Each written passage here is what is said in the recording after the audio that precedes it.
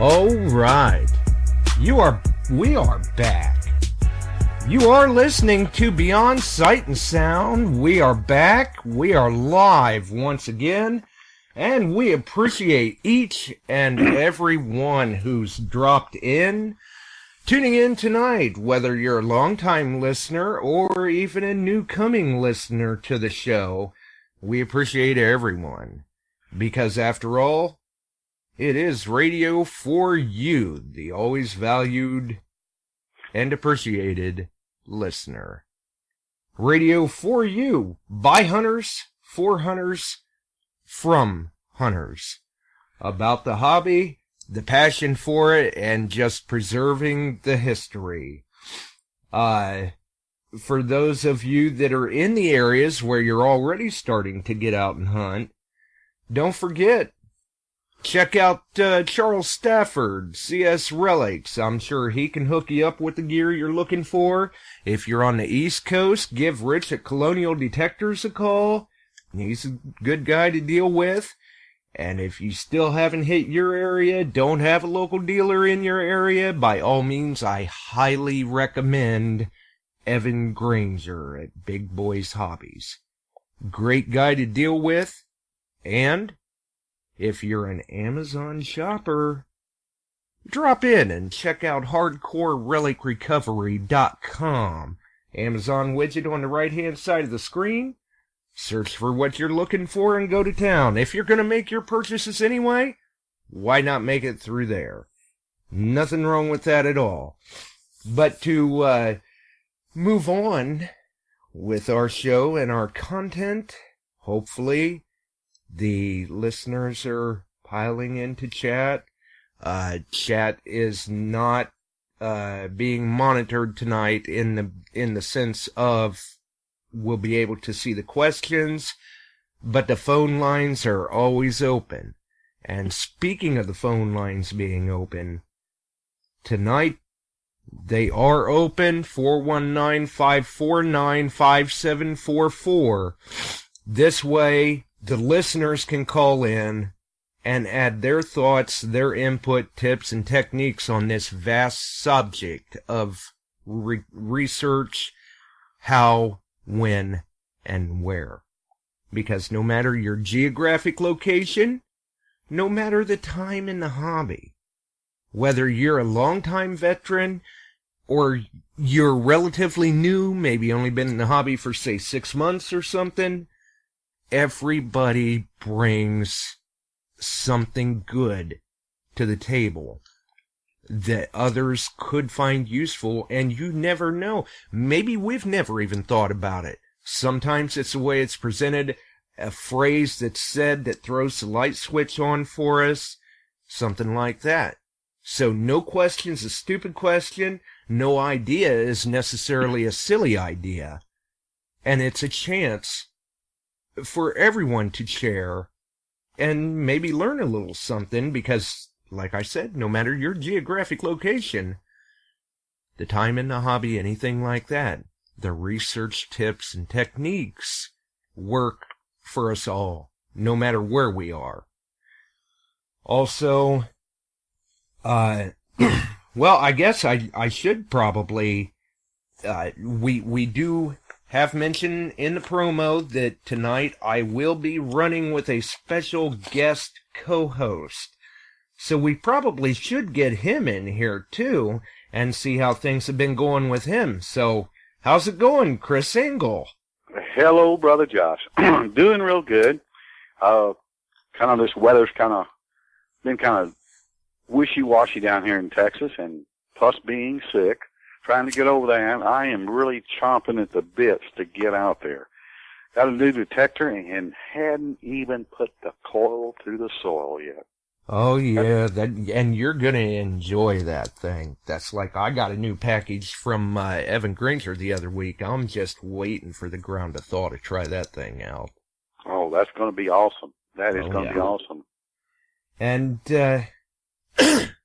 excuse me, Kenny is, we'll say he's a little indisposed right now. So he most likely will not be with us tonight, but he is in spirit, and we're really, we're thinking about him, because he's, well, I can't say he's in a little bit of pain, because I'm sure he's on some painkillers, but, Yep. He recently had a dental procedure today, so he's probably not in the best shape to be talking. Well, like you said, Josh, he's here with us. He's here with us in spirit, and I know if he could in any possible way, he'd be right on this show with us. Oh, absolutely, and it would not surprise me if he pops up in chat. Cool, yep. And that's another reason why in the promo I had stated that the topic of research in general is such a vast topic to try and cover that we'll never get everything covered in one show. I mean, you could do dozens of shows on research. And Kenny had some very good points and tips that he would have loved to have interjected into this. So we will be revisiting this topic again soon so that Kenny can add his input as well. Mm-hmm. Yeah, you and I were talking before the show came on, the many tools that are out there to use, and it doesn't necessarily have to be Google Earth or doing overlays. Like you had said, Josh, old postcards are a world of information. Old pictures. It's just getting there and getting to them. And, you can do the research after you see that, Googling what the place was. And 9 times out of 10, you can find exactly where that place was. Right. And I can't remember right offhand. Somebody has said it here recently. It may have been Leighton Harrington. But when you're looking at areas, or no, maybe it had come, somebody on the Stealth Diggers group may have mentioned it. But basically, when you're out and about, you're looking at a site either right there in person, bird's eye vantage point, or whether you're looking at it on Google Earth, there's one important aspect that you've got to remember is that the ground holds a memory. Yes. You get into a wooded area, and all of a sudden you come across an opening, a clearing. Well, seems kind of odd that just pops up out of nowhere. You should look a little closer. You never know what you're going to see. And that's one thing when I'm out in the woods, I guess it's visual research. You go out there and especially looking for like maybe an old home site, and I think Leighton touched on this, is looking at, what type of vegetation out there is not native to that. One of the biggest things I found are the crepe myrtle trees. Seems like everybody had a crepe myrtle tree. Right. And that to me has been a good indication of old home sites. Oh, yeah. Or even, say, lines of trees. Mm-hmm. Because there just are no, square edges, straight lines, stuff like that from Mother Nature. Yes, that is correct. So that's another thing that a person can look for out there like that. And also, I'd like to drop in, too, give a shout-out to, hopefully I can remember the gentleman's name this morning. I believe it was Rob Mustin. He's quite possibly listening in now, and he was quite interested in hearing what the people had to share about research, how, when, and where as well. Even put a ebook out on Amazon here very, very recently. And, I'm going to make sure to read that myself. Oh my, we're going to work this call in now. Hello, how is it going, sir? Well, let's see here. Do we have you? Can you hear me? Ah, yes, we do have him. All right. Hello, Brother Kenny. Is it loud enough, or is it just me trying to talk? It sounds like you're okay. Sounds good, Okay. Brother Kenny. Thank God for meds. It sounds good enough we can certainly tell who you are. Good. All right. You sound very good, too, for your situation, I must add. Well, a little ginseng tea with a couple of painkillers. I'm all right. Hey, there you go. You can't beat that at all. That's right. Hey, it's hardcore, so let's get on it. That's right. And I guess now, since we are joined with the Dirt Bandit as well, we should get down and dirty, get to business with the task of the research and everything. So basically, what we're aiming to do here is to, share tips, ideas, techniques, and research, and get the listener's perspective, point of view, thoughts, maybe some of their research techniques too, so that we can all share, and maybe we can all walk away from learning something about this. And before you had called in, Kenny, me and Chris had just been talking about how the ground holds a memory. The vegetation that it has in the woods where an old home site may have been, or straight lines of trees, aerial photos that you can see, say, a depression in the ground or a high spot in the ground. And how that can be an advantage when you're out walking around. You may stumble across these sites that you may have had no idea were there, but if you're watching for them and you know the signs, your research has just begun, because then you see it and hey, maybe I should look into this a little more. Go back, hit the books, check the maps, check the aerials, different things like that. And we had just been speaking, too, on how postcards can be an advantage at times for research. When you're researching an area, maybe you know the name of the spot you're looking for. Sometimes these old postcards can give you very good perspective of where different things were. I found my first Morgan because I was walking through the woods, not through the city blocks or through the old part of town. I was going through the woods actually looking for a camp, and I come across some lilies and some old tiger lilies and old perennials that just keep coming up every year, which gave me an indication that there was a homestead there at one time or another. Yeah, see, and that's a perfect example of what I'm talking about. You weren't looking for a homestead, you were looking for a Civil War camp. Well, I actually have it on video. I found a big oak tree. I mean, it was huge. I don't know. It was probably if you took a tape and went all the way around it, it was probably at least 16 foot. Now, it was just one of the biggest oak trees I've seen, and that's where I found my first Morgan, was about 3 feet from it.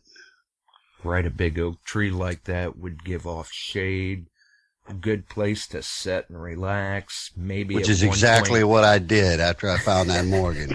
There you go. Maybe at one point he even had a rope swing hanging from it, Well, there was actually a tray of like the little spoons. I thought they were baby spoons because I wasn't I'm a relic hunter, man.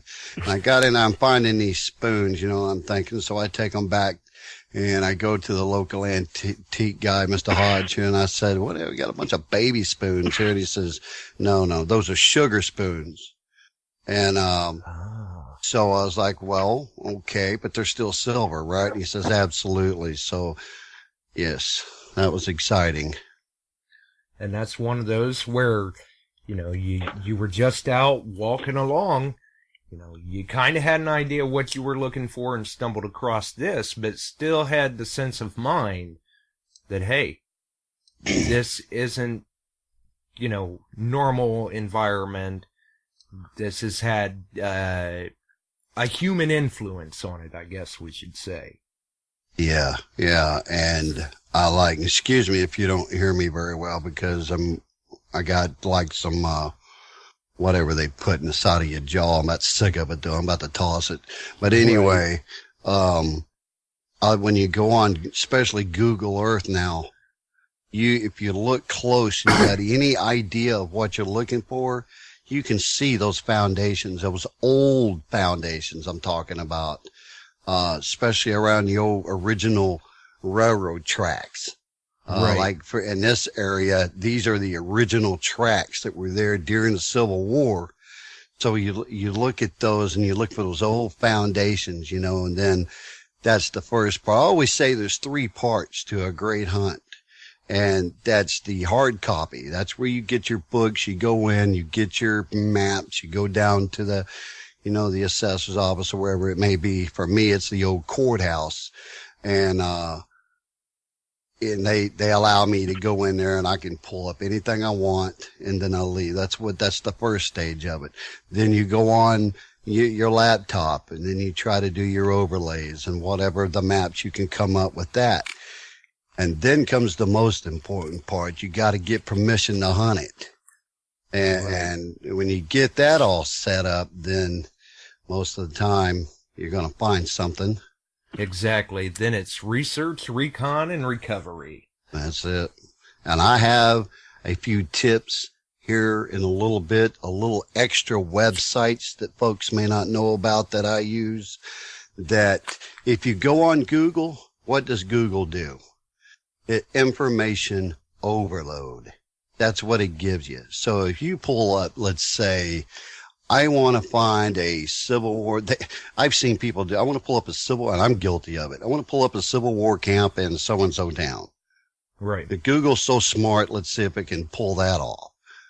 So, and believe it or not, it tries, but it gives you so much information that it takes you here. Sometimes it's overwhelming. Well, you got to go here, and then that one takes you there, and then this one takes you there, and you're spending all day trying to chase down a clue. And I've got some websites that kind of narrow that down to where, some you pay for, some you don't, but you get what you pay for. If you want to get down to, let's say, your real, the diaries, the journals, the other stuff like, okay, we walked from this area and we had to pass this crossroad. Well, you're sitting here and you know what regiment that you're looking for, and you can pin down the crossroad. At least I do. And crossroads is what you're looking for. Looks like we lost Kenny there for a moment. Well, I know if you watch Kenny's videos, very informative. He has some real good tips, especially in Civil War camps and Civil War areas. Right. It's just amazing. Oh, absolutely. And, that's one good thing about, among many, for Kenny's videos, is the fact that he really goes through and does try to explain the past or the information behind the item to the best of his knowledge. And it turns out to be very informative for the viewers. And sometimes you do actually, you wind up learning something even just from watching his videos. Mm-hmm. That is so true. If I know, I'll be the first to admit, I'm not that good at research. I can hack my way through it, but I'm not that good. But there's people like yourself, Josh, Brother Kenny, L.A. Gold, John DeVille is awesome. Kevin Strahan is just awesome. And the one that really just fascinates me is Don Body. He can pull a rabbit out of a hat when there's no hat. Yeah. 7762, you're on the air. Hey, good evening there, Josh. How are you tonight? Oh, Mr. Leighton Harrington. Now, here's a guy for research. How you doing there, Chris? Pretty good, Leighton. How you doing, sir? I'm doing very good. Thank you very much. I just Awesome. want to just throw a couple of 2 cents worth there and there. I know you guys are talking about, stumbling upon things. Here's something to keep in the back of your mind. The time of the season that you're actually out in the woods, that you're looking for these particular pieces. And what comes to mind is here up in the Northeast, we get daffodils very early in the year. Sometimes while walking through, while you're looking for these particular areas, daffodils were very cheap to buy, and the women love them. And they are, a perennial, so they're constantly coming up every season. So springtime is a great time to get out in the woods and look for those foundations that you're pursuing. Yucca plants, they were another cheap type of plant that they grow forever, those things. My God, I've seen some that are, 50, 60 years old that are out in the middle of nowhere. So those are some things to just kind of keep an eyeball out for. Right, and it's a good point, too, that you mentioned, checking some of these things in the spring, because at that point the brush hasn't necessarily grown up yet, and sometimes these signs that we're looking for, it could just be a little bit of nothing, and if you go in, say, middle of summer, the brush is all grown up, you may not see it. Mm-hmm. Right. Yeah, exactly. I'm glad you brought up that card cow, with the postcards. I mean, I know I've pushed it a little bit on my websites too. It's just one of those old, if it's not broken, don't fix it type of things. With me, I'll get a tip, maybe an old railroad like Kenny was just talking about, or something to that effect. Is if you've got a little bit of a hint of what you're looking for, you can just type it in there, and you'd be surprised. A lot of times, you're not only going to get what you're looking for, but tenfold. You're going to get even more information. It's almost like you said, overload. So you got to learn to decipher what you're actually looking for. We use them for parks. You were mentioning swings, stuff like that. Old swings over old freshwater areas that once were a beach that are all lily pads and everything grown in there now. It was a very, very popular swimming hole. Look for that big tree, because 9 out of 10 times there was a rope swing there.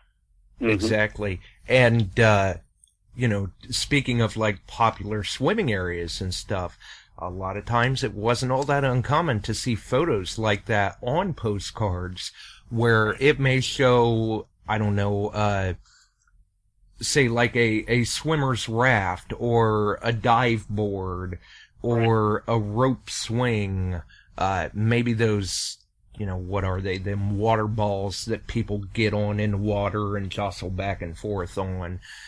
All of these items, the photo helps put us in the right perspective to where if it gets us in the ballpark, that's all we need. Then it's down to just being thorough about the hunting and seeing what you can kick up. That's interesting. Lost him. We got Brother Kenny back. But we've got Kenny back. Hey, I can just pick up, man, I'll tell you. That's right. We'll just keep juggling this around. Right, another one that, especially down here in the south, is buttercups. These things, I've got them in my yard right now.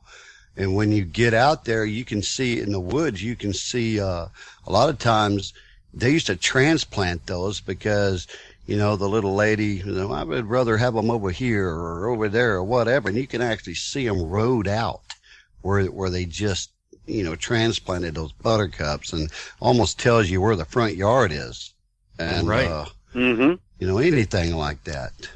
Yeah, I mean, a lot of times they would just put these right there in their front yard, stuff like that. And it looks like now we've gotten Leighton back, too. So now we're all back together. Okay. All right. Sorry everybody, about that. how you doing?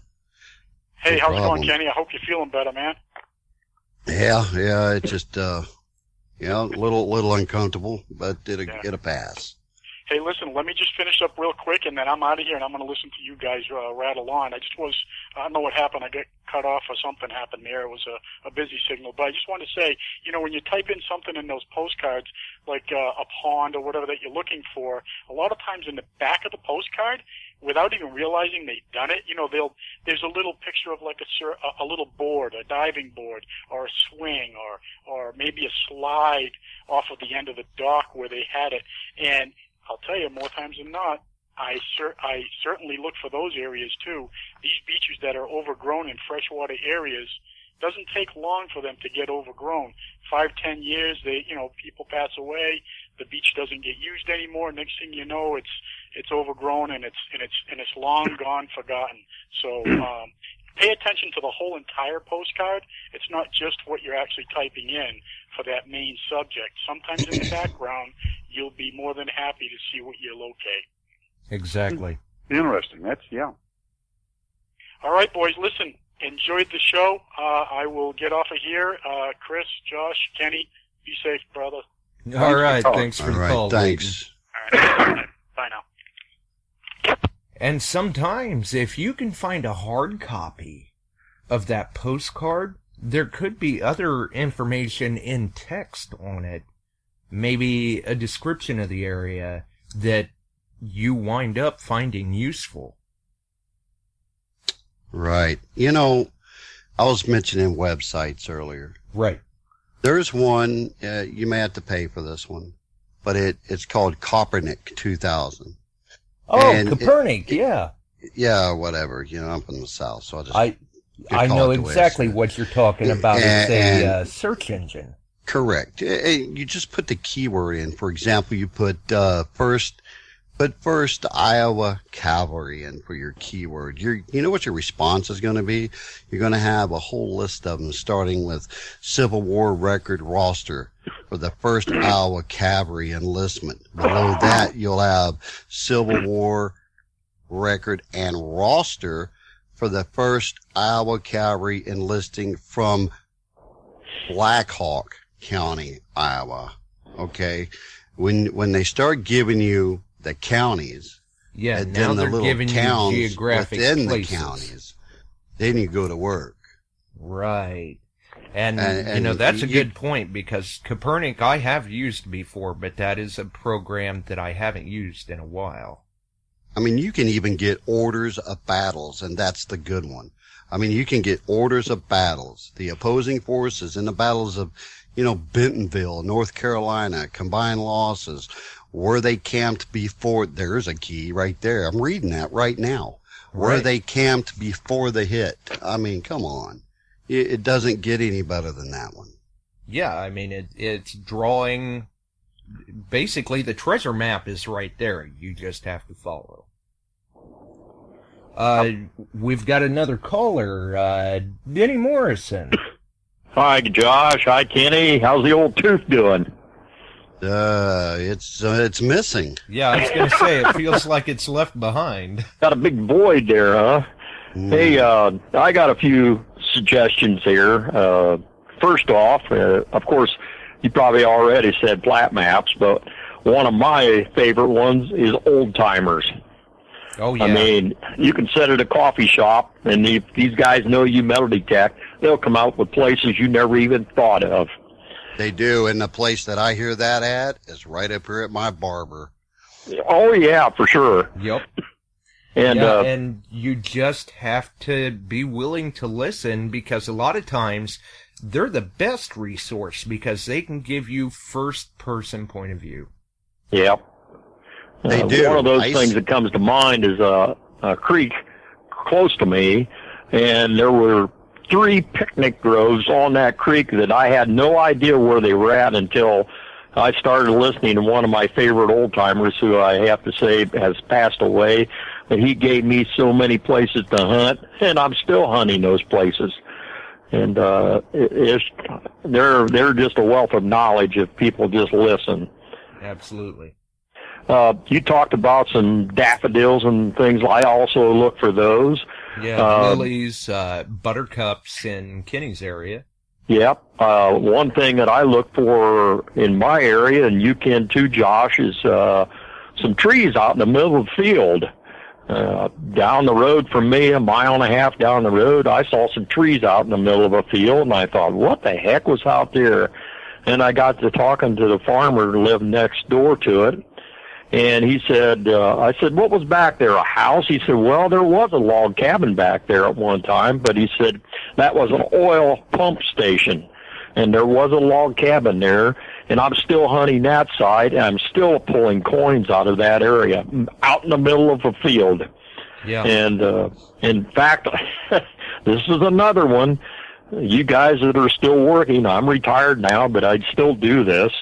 On your way to work, I live 20 minutes from work, and every day in the summertime or in the spring, I would take a different way home, or every day on the way home, always took a different way home, looking for old pumps out in the field or trees like I just mentioned, or some daffodils coming up out in the middle of a field that I thought, I bet there was a log cabin, and then I would get out my plat maps, and then I found the site.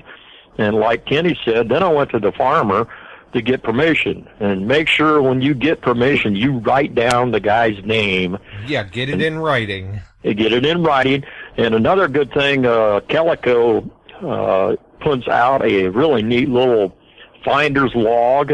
On that log is a map, and you can write on that map a corner of this road and that road, or where it lays in the sections. All townships are laid out into sections, and you can pinpoint it right down to the money. You can also put on there what kind of finds you have found, and it's really a neat little form that Calico put out for nothing. Usually when you get a metal detector, they stick some of those in your box. So that's pretty cool. All right. Well, I don't know if you got time or not. I always look for road names when I'm driving down a road in a different county. I mean, Oak Grove, Park Street, Convention Center, whatever might be out in the middle of Indian Lake is really good for that. Right. There's Oak Grove there. There's a Park Street. I went down this road and it said Park Street. What the heck? There's not a park here. There was a park, and there was a swimming area there. Yep. Where I found my $6,000 ring in that swim area. That's right. Nice. That's good nice. point there as well, too. So my sister-in-law called me one day and says, I just found an old road here. It's called Flintlock. Oh, man. I'm like, Flintlock, and it's in Kansas City, all the Bloody Bill and all them guys up there. Right. And I'm thinking, you should, she's found a couple of places to hunt on Flintlock Road. So there you go. There you have it. Another one in the spring, in the summer when the creeks dry up, a lot of our creeks dry up, and I know they do over your way, Josh. I look for the holes that still got water in them, and a lot of those creeks were used way back when they didn't have swimming pools. They swam in those creeks. They swam in those swimming holes in the middle of a creek. That's right. Yep, so I look for those, and I also look for bridges, walking bridges that go over a creek. How many times have you ever walked over a bridge and thrown out money? Well, this is something for good luck. And a place my buddy and I hunt, when it dried up, it actually looked like a highway. And I found a 1788 Spanish real in the creek right here in Ohio. There you go. Be anywhere. And this one's crazy. And I found an old swim area this way. They had walk stairs. I don't know if you know what I'm talking about, but they go over fences. It's a walkway that goes up one side, and you go over the fence, and you walk down the other side on this stairway. Right. And they used those so they could park along the road and go across the fence to go to the swimming hole. Right. So if you can find those, it's pretty cool. I know there's not a lot of fences anymore, but back in this day, I found this. It was they actually dug a small quarry to build the bridges, and when they did that, people went there and picnicked and swam in those quarries. So just some ideas I thought I'd throw out to you. Yeah, good points for sure. Thanks for sharing those, Denny. Yeah. I'm always looking. When I still see a pump out in the field, and I still can't figure out why that pump's there, and I haven't got to stop yet and ask the guy, why is that pump out in the middle of I've never seen a pump on a creek. It just doesn't even make sense to me. There's a little creek there and there's a pump there. And I'm like, what is that about? I don't know. You know anything about that, Kenny? You ever see anything like that? Well, unfortunately, I dropped off there and just came back in, so you'll have to repeat that. Well, on one of my treeks home on a different road, I actually saw a pump down by a creek bed, by a creek. And I thought, what the heck is a pump by the creek? Unless they didn't want to dip their buckets down in the water, they just had a pump there. I don't know. No, well, it was just another way of getting the water out. I mean, they just... Yeah, it could have been somebody with a handicap, bad back, whatever, and just felt like having a pump rather than dip. Must be. I just ain't figured that one out. Either way, it's a good sign of human occupation. Yeah. Absolutely. If you look at the plat maps, especially here in Ohio, it's really good on plat maps. A lot of our roads back in the 1860s, those roads aren't here anymore. So if you look at your plat map and said, wow, there's a road here, and you go there, there's no road there. So you got to look, especially along rivers, they would have a road, and you want to look at the plat map and see where the house is laid on that road. Even though it's not there, those houses are still back there. And once you get permission, that's a good bottle dump area, and it's just out in a bean field or a cornfield. So all good to hunt. Right. Well, I'll let you guys go. I'm sure you got somebody else waiting to talk. So good to hear you on, Kenny. All right. Thanks, buddy. All right. Talk to you later, Josh. Yep. And who? All right. Now, to get back to what you were saying, though, Kenny, you were talking about Copernic. Any other good sites that come to the top of the mind? Dog pile. Yeah, dog pile? I'm sure the listeners, the chat's probably going to light up off of that. Yeah, but... right, everybody's going, what? What did he just say? Dog pile. Is that a scratch and sniff site? No, it's dog pile. www.dogpile.com. It's an excellent multi-source search engine. Usually you can narrow stuff down there. It's a really good one. There's actually one called Mama. www.mama.com. I would be writing these down and give them a shot. Another one, a good one that was actually, a guy gave it to me a few years ago. It was called Hotbot. Oh yeah. Yeah. I've heard of Hotbot. Hotbot.lycos.com. Mm-hmm. Yes, that's another one. But, Copernic, man, that's the doozy. It's a little pricey though. But you get what you pay for, they say. Right. That's true. But I tell you what, Josh, let me say one thing. When I sit down and I'm thinking, okay, I need to find, cause I like everyone else, I would like to find a virgin camp or one that's out of the way, because that's how I like to do it. And I read the history around this area, and it's the point A to point B. You've heard me say it before. Somewhere in the middle, because everybody's hunting point A, everybody's hunting point B. That's common knowledge. Point A and point B. Stop along the way somewhere. But not everybody's willing to hike in the 4 or 5 miles with the ticks and whatever else, and you get in there, you look for cross trails, crossroads that were there way back then. You look for the high spots and the water. If you find it, you're gonna find stuff. And most of my videos are from that kind of research. And right. I get in there, and sometimes I just get surprised. Sometimes you hit it, sometimes you don't. And I'm like, damn, there ought to be something here. And that's a good point, too, that you mentioned the high spots and water, because that stands true pretty much anywhere. Once you find that high spot with water, that's a great spot to camp. It's a good vantage point. So people are going to stop there. It's a resting place along the way. Yeah, but don't forget you want the high spots, because that's where they want to set, and most of the time it's where their fire is going to be off to the side there. But most of these regiments, they're pulling wagons. Some, they're pulling cannons. They're pulling different things. So those old roads, because they're not going to want to go over these hills and all of that stuff with that. They're going to want to go through them. So you want to find those old roads. Once you find that, And then those little high spots with water right next to those old roads, at least, I mean, if you're in an area with Civil War history, like down here and even further down where LA Gold's at, we have 2 or 3 different wars down there, and different things. Any of those spots like that, you're gonna find something. Right. And watch for the ruts, too, because if they were traveling with wagons, they were wearing ruts into the ground. Good point. That's a real good point. And I can name, 7 or 8 places right now that has those. That's a good point. Yeah, because sometimes a lot of people think, oh, that was, I don't know, a dirt bike trail.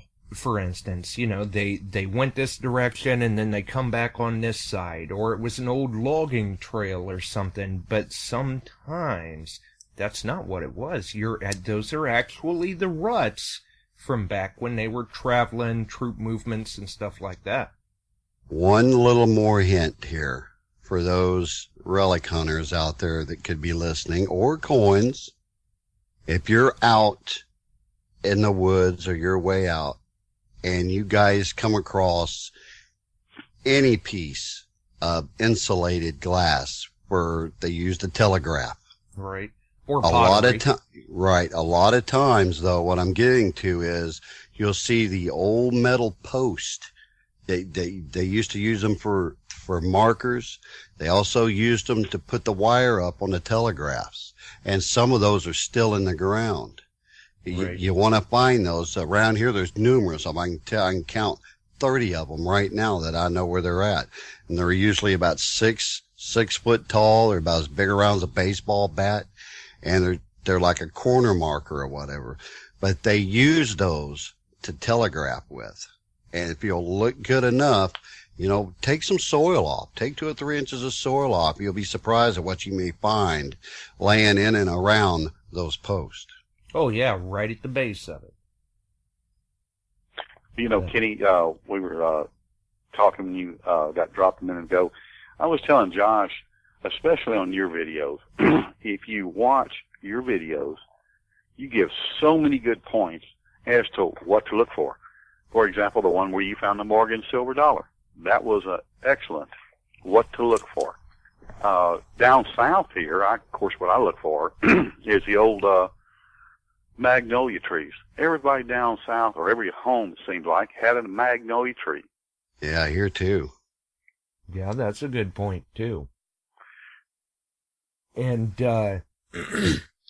when you talk about the maps and stuff too, you had mentioned earlier, Kenny, with Google Earth, some people, you can overlay with different programs. You can overlay with Google Earth by adding the image and trying to tie it all together. Maprika, a great app for overlaying like that, where you can take a map or even a photo of a map to try to help narrow things down. But for those who aren't real savvy with overlay, Google Earth's got a button right there at the top where you can just click it and kind of roll the clock back, so to speak. Absolutely. And see, the older maps overlaid on it. Granted, some areas don't go back as far as others. Like in my area, it may go back 10, 15 years. But there's other areas that it may go back, 50, 60 years. Yeah, well, aerial history does the same. And it will actually show you, like, for example, where you have lakes now, when you click on, they may go back to 1914. Well, that's fine with me. That's pretty good ways back. There's history there. Yeah, absolutely. You're into silver, no problem. When you click on the right side of that, it puts the overlay on. There's no lake there, but you see the original creek. Well, that you can see the bends in the creek. Those bends are where the swimming holes are at. Right. And so, it's all laid out for you if you just learn to see what you're looking at. Right. And it's not an exact science. No.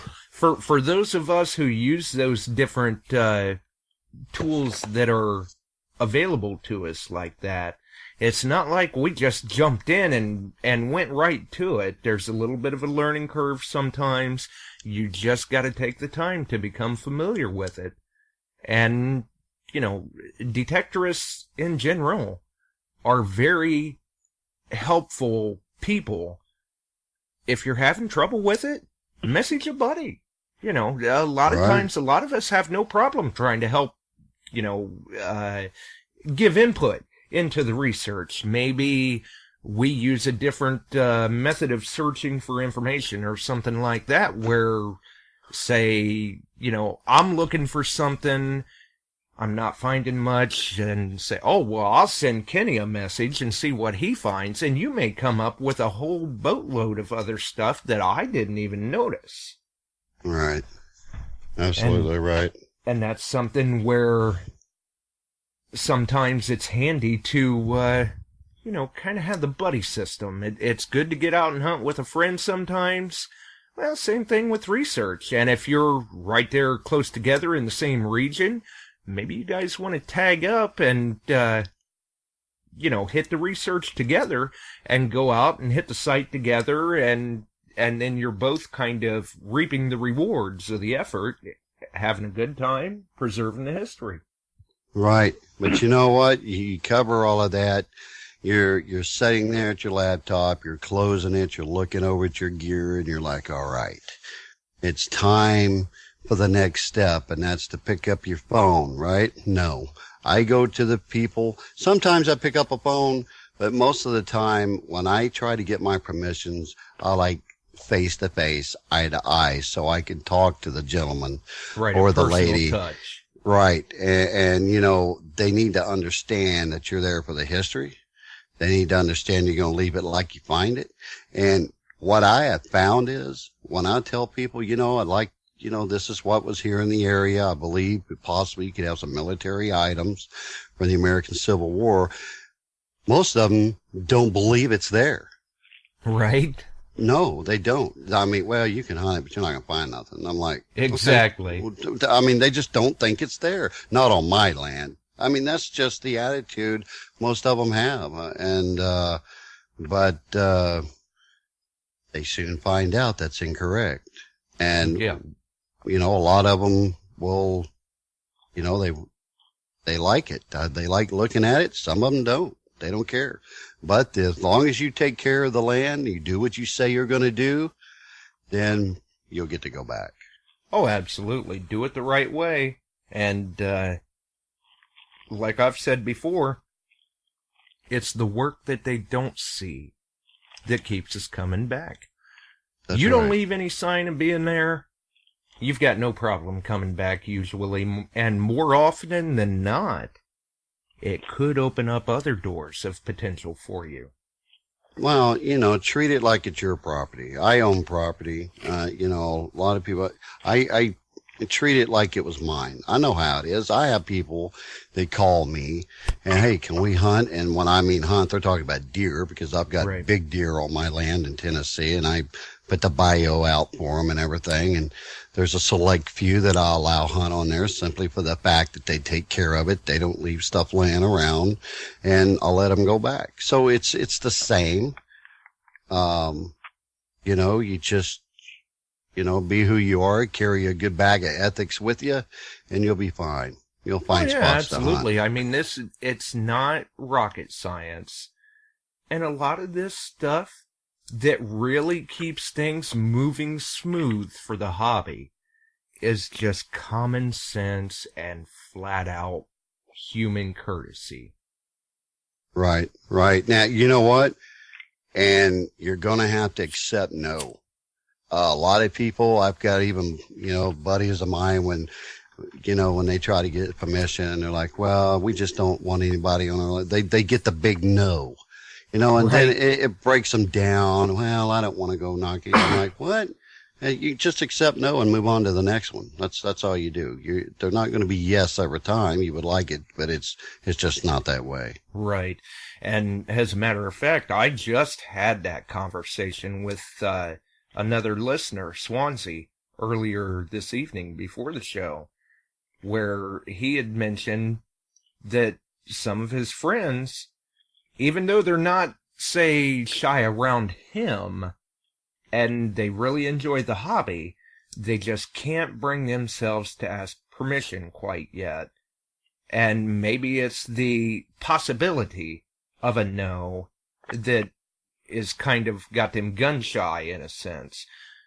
But like I told him, is you've got to look at it in the sense of, don't be afraid of the no.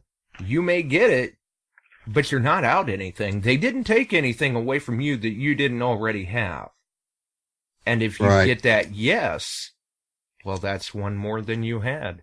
You've just got to stay determined about it, stay optimistic about it, and if you get the no, don't let it discourage you where you go, oh, well, I give up. I just can't get in anywhere.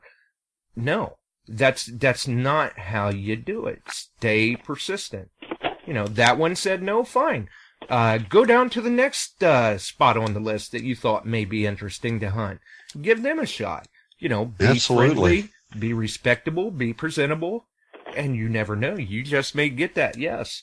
There's been times where I've been out with people that you would think for sure you were going to get the no. You could see it coming already, see the look in their eyes, and you get to striking up a conversation with them and just talking in general. And next thing you know, they're saying, you know what? Go ahead. Give it a shot. Right. You know what? Something else, too, with me is, some of you may know this about me, but I shoot video.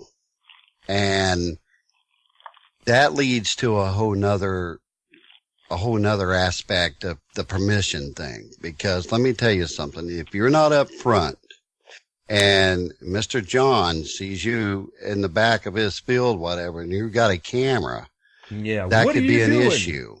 Exactly. I'm always up front. This is what I do. I consider myself a historian type because I like telling the story with the bids.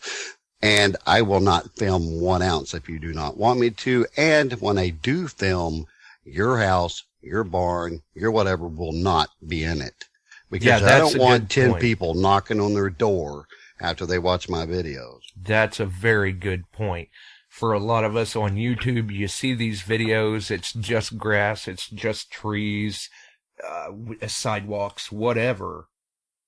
It's not because we don't know where we're focusing the camera. We know full well where we're putting the camera, but a lot of times we're doing that to respect the landowner's privacy.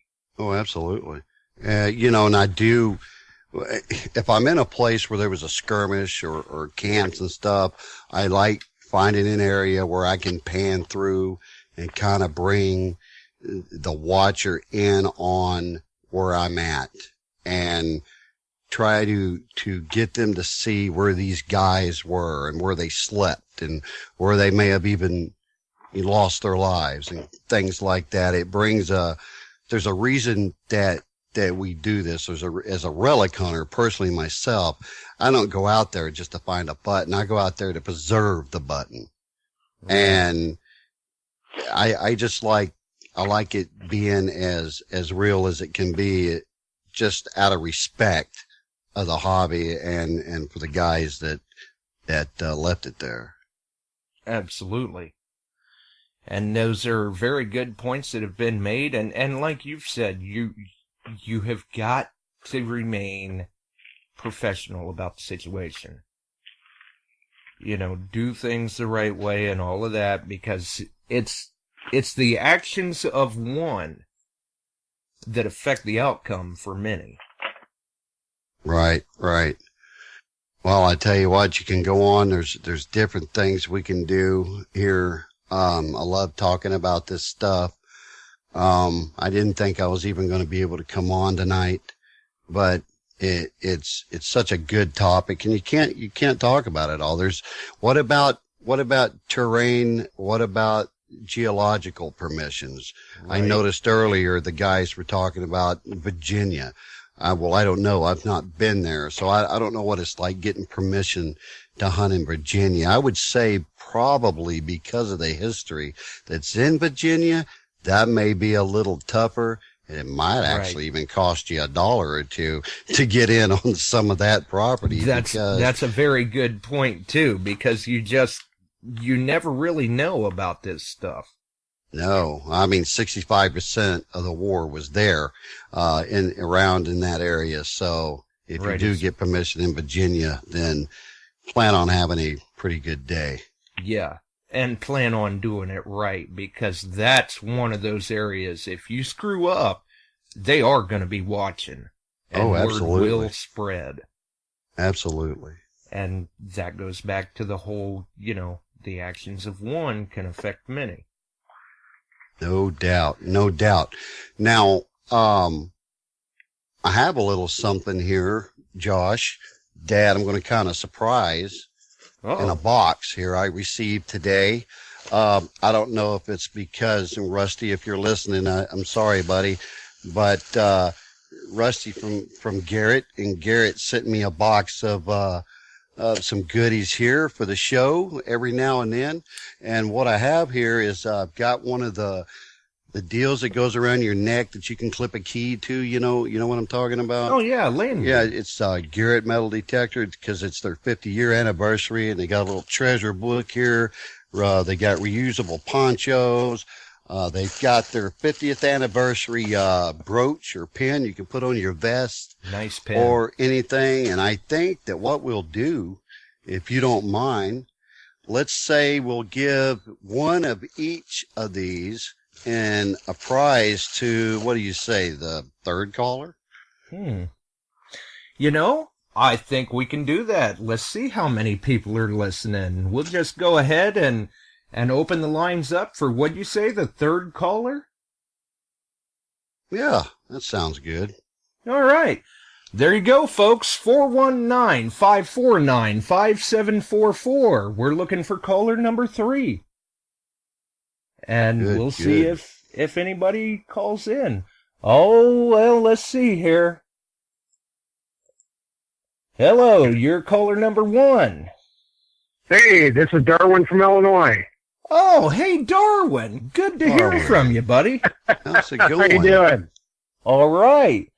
I'm going to hang in there, Darwin. I'm going to cycle these through. Let's see. You're caller number 2. Hey, Josh. Hey, Josh. 6929. Oh, okay. Mr. Greg. Hey, hi, hey guys, how are you? Good. All right. Great. I'm enjoying the show tonight, and I'm just glad you're feeling. Hopefully, you're feeling better, Kenny. But enjoying the show, Josh, and glad I'm listening. Awesome. All right, we're glad you're listening. All right, keep up the good work, guys. Right. Great. All right. Thanks for the call, Greg. Bye. Oh, Darwin, what have you been up to? Oh, pretty much researched this winter, but other than that, not a whole lot until this ground thaws out a little bit. And you said you were in Michigan? No, Darwin's in Illinois. Oh, Illinois. Okay. Yeah. Okay. I was in Michigan this summer, though. So, well, that's the time to be there, is in the summer. Not right now. Right. Definitely. Let's see here. Looks like we've got our third caller. Hello, caller. Hello, this is Rob from Southern California. Who is this?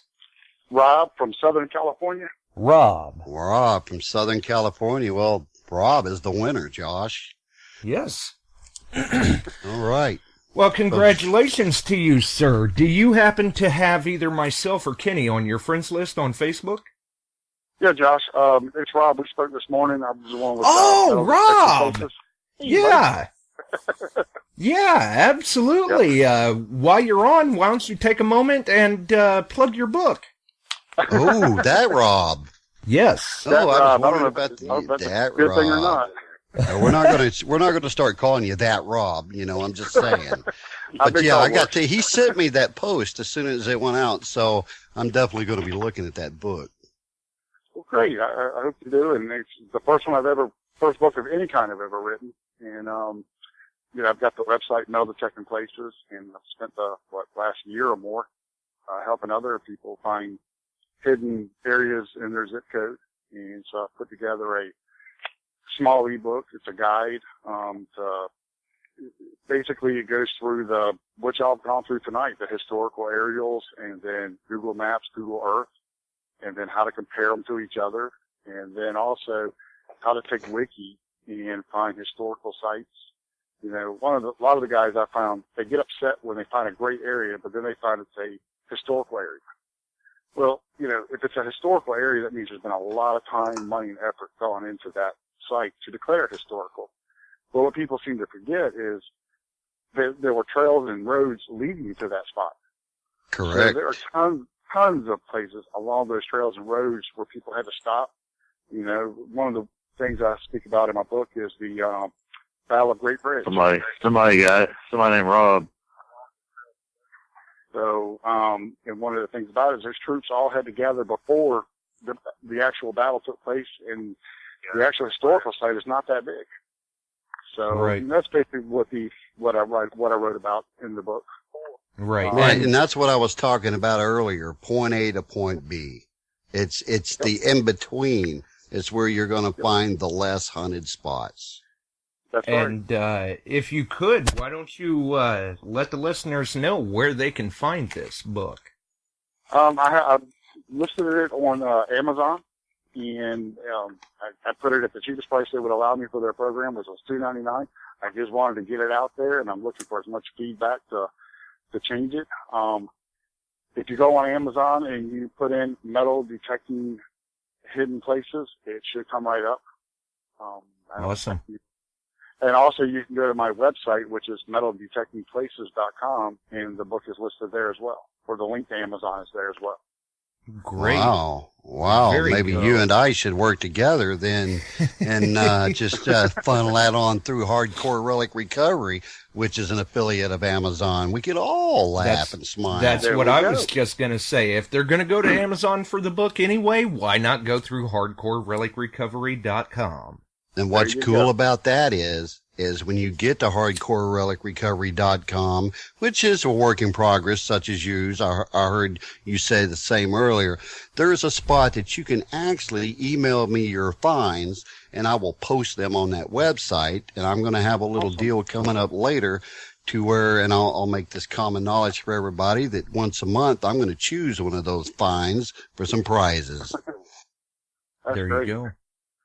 That is great. Well, I'm sorry I was late to get to the show. I didn't know I knew the time difference, but I was thinking it was something else, and I jumped in about 25 minutes late. I'm sorry I missed the first part, but I'm sure it'll be there for me to go back and listen to.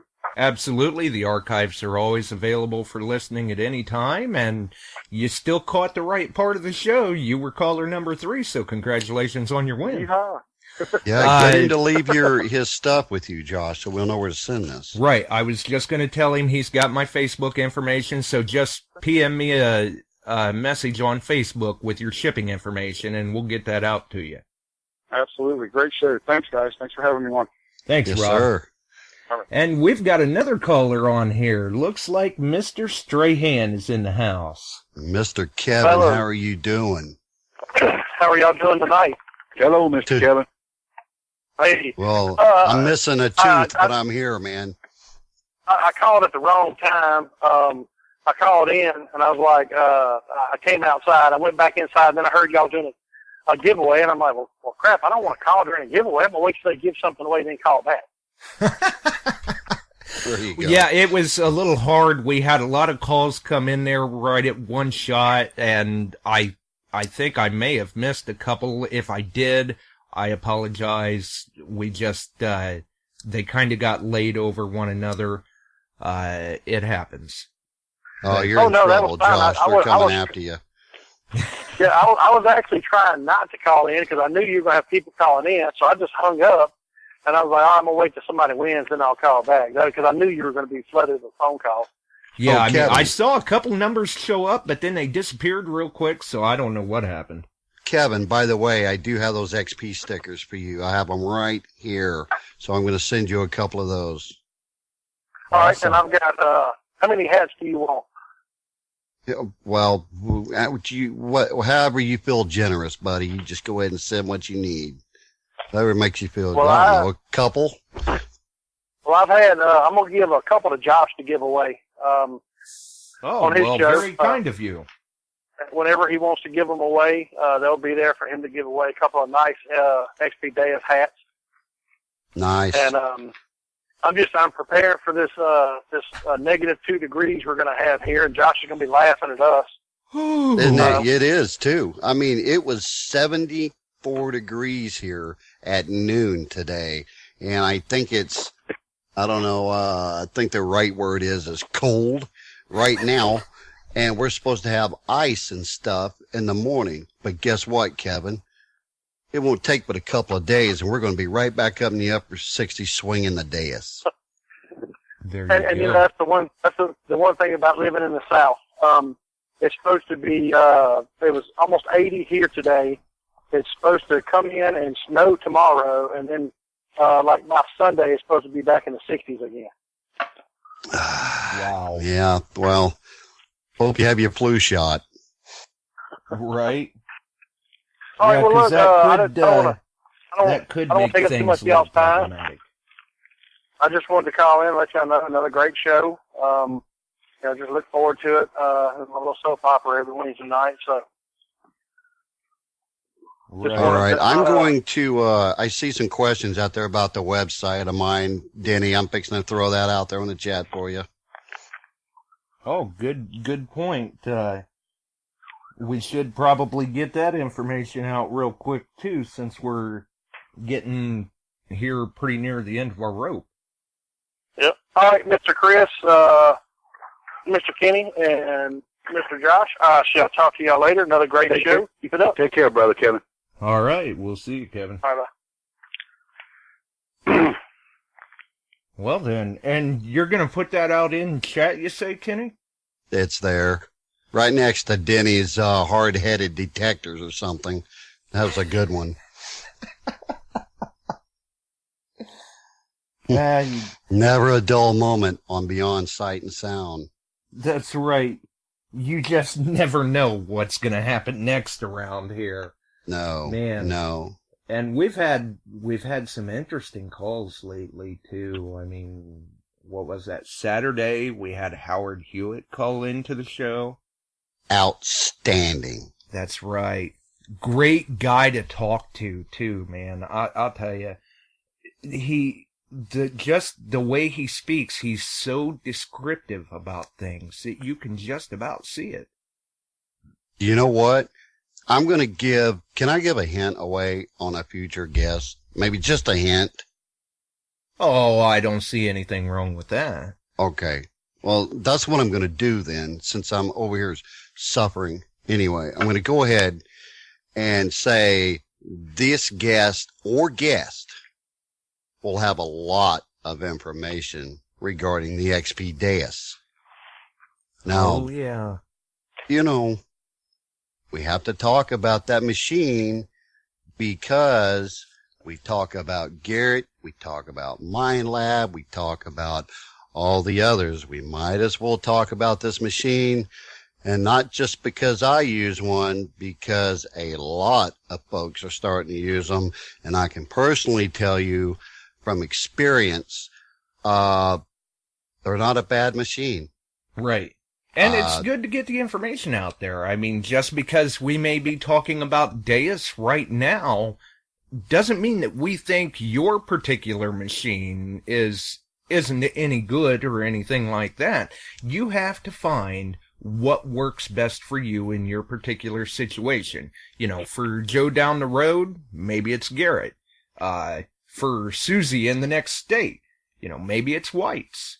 Hey, well, everybody knows I use the Pro and the Gold, and very happy with those two machines. They've found me plenty of display cases worth of relics. But I like following technology, and I'm not going to give up any edge I can get on certain areas. If you've been hunting an area for a long time, I'm just going to put this example out there. And Lynette, if you guys have ever seen any of my videos, Lynette is my sister-in-law, and she has to follow me. God bless her. And when we get to some of these spots, we got into what I call a firing range. It had to be because we found like 300 bullets in 2 days. Every one of them but 2 were fired. And she found both of those. One of them still in the casing. Outstanding. Wow. Well, we hunted it and hunted it and hunted it. Well, I went back out there again with another fella and kind of got embarrassed. Couldn't find a one, so I ended up taking him somewhere else. I took the Deus out there just for test purposes only. If you guys saw my Facebook page the other day, you saw a fired bullet while I was holding the Deus. I found 7 of them in less than 10 minutes right where I was standing before, and they were about 13 to 14 inches deep. It just blew me away. Right. But not saying that the other machines won't do it. Look at last week's guest. Look at Mr. Josh and Abby likes the new, what it was, the F2? Is that the F-75? The F-75. And he wails with it. So Absolutely. It just depends on your preference. Yeah. I mean, for Josh, the F-75 works well for him. For you, it's the Pro, the Gold, the Deus. You know, for myself, it's MindLab. For Chris, he's had some experience with MindLab, Garrett, Bliss Tool, and now he's got a Deus he's itching to try. Right.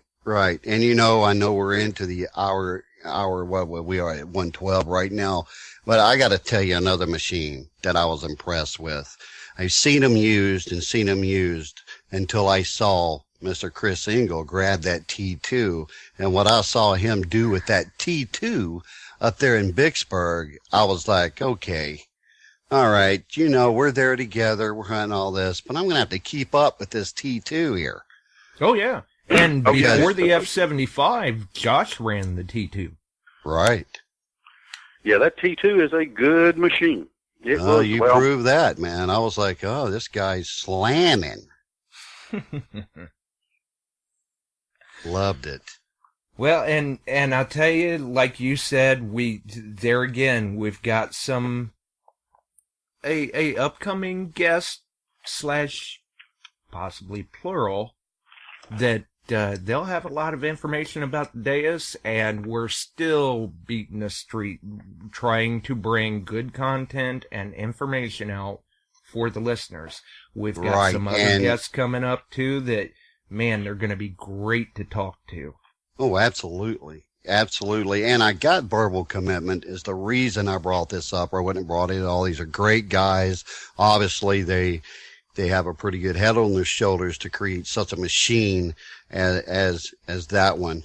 We're actually trying to get the tech on as well, which will, I mean, there's not much questions. He's not going to be able to answer on that particular machine.